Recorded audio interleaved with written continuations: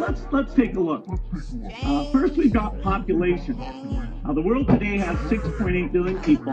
That's headed up to about 9 billion. Now, if we do a really great job on new vaccines, healthcare, reproductive health services, we could lower that by perhaps 10 or 15%. There you go. Full-fledged admission that if they do a good job on vaccines, they can lower population.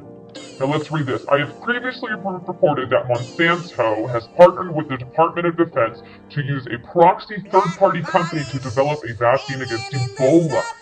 The seed money began at $1.5 million. The value of the deal could grow to $86 million. The company's name is Techmira Pharmaceutical Corporation, a leading developer of RNA therapeutics.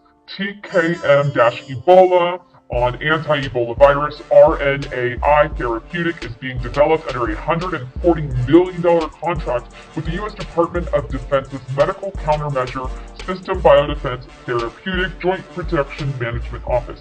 As breaking and shocking of a news story as this has potential to be, the real story is that this is not the most important part of the Ebola threat which has invaded the U.S. The truth of the matter is that these unholy and untrustworthy associations when it comes to fighting the Ebola virus represent the mere tip of the iceberg. Some government-sponsored institutions, as well as some of the global elite, have positioned themselves to profit, because remember, it's about the money. And they're going to profit from this enormously from the spread of the virus and the development of and dissemination of mandatory Ebola vaccinations and the imposition of total martial law in the process. A summary of the invention section of the patent document, okay, you can go back, I'll leave a link to it, also clearly claims that the government is claiming ownership over all Ebola viruses that share as little as 70% similarity with the Ebola it invented. Why would a government organization claim to have invented this disease and then claim a monopoly over its exploitation for commercial use?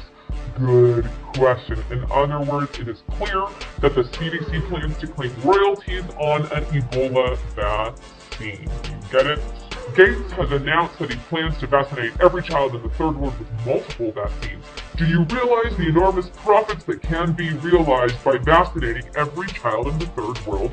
If we apply Gates' penchant for investing in causes which produce a hefty return on investment, then one could reasonably suspect that Gates is positioning himself to profit on the $50 million he has invested in the Ebola cause, which conveniently includes the CDC, the holder of the patent for Ebola.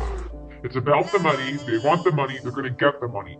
Second, it's about depopulation. Let me prove it to you.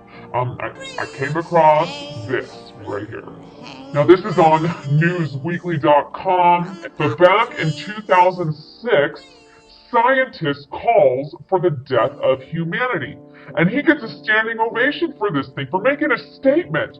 A Texan scientist advocates killing 9/10 of the world population by an airborne Ebola virus.